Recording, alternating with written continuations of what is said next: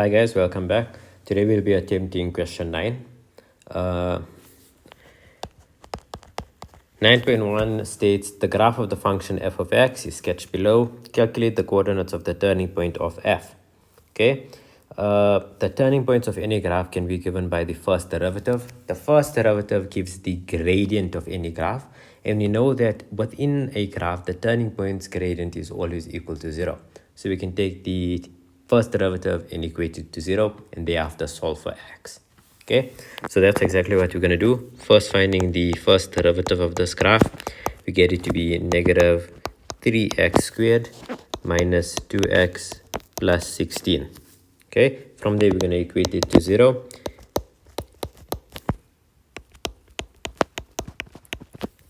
And using our quadratic formula and substituting the values in and plugging it in our calculator, we get the value of x is equal to 2 and x is equal to negative 8 over 3. Okay, 9.1.2. Calculate the x coordinate of the point at which f of x is a maximum. Okay, so a maximum relates to the second part of this cubic, so basically from this point going towards the right. Okay, so the point of inflection going towards the right, the more positive x values, we're interested in that part because that part there contains the maximum of the graph. How do we find the x value of that coordinate? Because the maximum is the turning point. The x value of the the x value of the turning point is what we are interested in. How do we find that? We can find it using the formula x is equal to negative b all over 2a. Okay, important here, we're not using the original equation, we're just using the equation of the parabola. Okay, we got negative b as negative into negative 2 all over 2a, which is 3.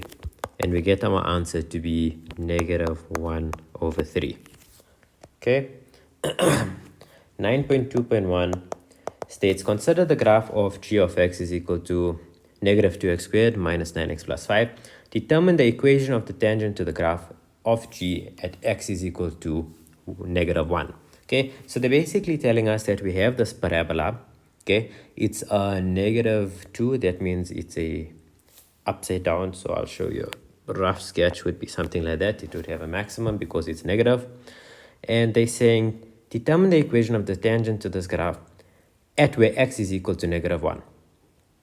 Okay, so what we need to realize is that the gradient at the point where the graph touches this the graph touches this tangent, the gradient of the two are equal because they share a similar point, therefore the gradient of them are equal. Okay, so first thing to do is find the gradient at this point. What we will do is the first derivative. Okay, so g derivative x is equal to negative 4x minus 9. Okay, from here we're going to substitute the x value in. It's negative 4 into negative 1 minus 9, and we get it to be negative 5. Okay, we know that the equation of a tangent is basically the equation of a straight line, which is y is equal to mx plus c. Okay, we know that they share the gradient y because they're at a similar point, so it's negative 5x plus c. Now the only missing thing in the equation is the value of c. How do we find this value of c? Well, first we need to have a complete coordinate.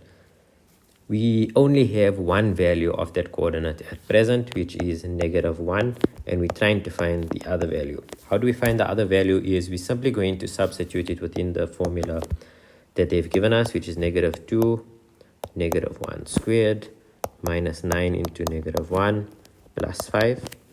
And we get the y value of this coordinate to be 12. Okay, from here we can just go and substitute those values within and say 12 is equal to negative 5 into negative 1 plus c, and we solve for c, and c is positive 7. Rewriting the equation, y is equal to negative 5x plus 7.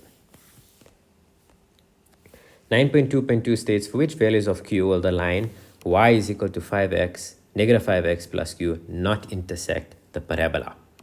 Okay, so just going back to our rough sketch of the, so I'm going to just write it here, 9.2.2. And they're saying, where will it not intersect the parabola? So important here is to actually draw a rough sketch of the parabola, which is what we're going to do. And something like that. Okay, and the tangent is at -1, so somewhere around there at -1.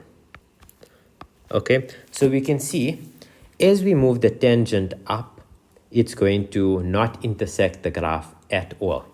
Okay, but as we move it down, we can see that if we move the tangent down, it's going to intersect it maybe twice all along the graph. Okay, so moving it down would not satisfy the question. Okay, they're saying for which will not intersect the parabola. Okay, so we know if we start off at this first red line here, this one here, and we move going upwards, we can see that the first red line intersects it twice, second red line intersects it twice, third red line also intersects it twice. The tangent, because by definition a tangent is only intersecting once, so it touches it once, anything above it will not intersect the parabola at all. Therefore, if the q value of the tangent is +7, like we found there, anything greater than +7, because +7 is there on the y-axis, anything greater than +7 would mean that it does not intersect the parabola. So for this reason, q must be greater than +7. Moving on to 9.3, it says given h of x is equal to 4x cubed plus 5x, explain if it is possible to draw a tangent to the graph of x, to the graph of h that has a negative gradient. Show all your calculations. Okay, so let's try and understand what they're asking here. They've given us a cubic graph and they're saying, is it possible to have a tangent to this graph which will be negative, which means it will go down? So if we look just basically at a rough sketch of the cubic, it's a positive, so it will reach a max.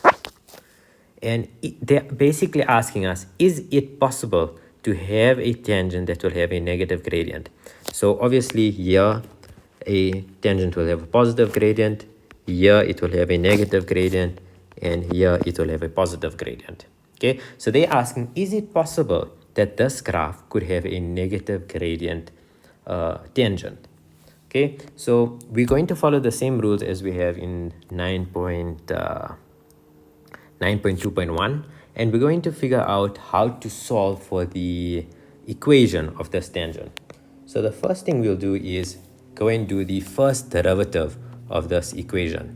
Okay, so h derivative x is equal to 12x squared plus 5.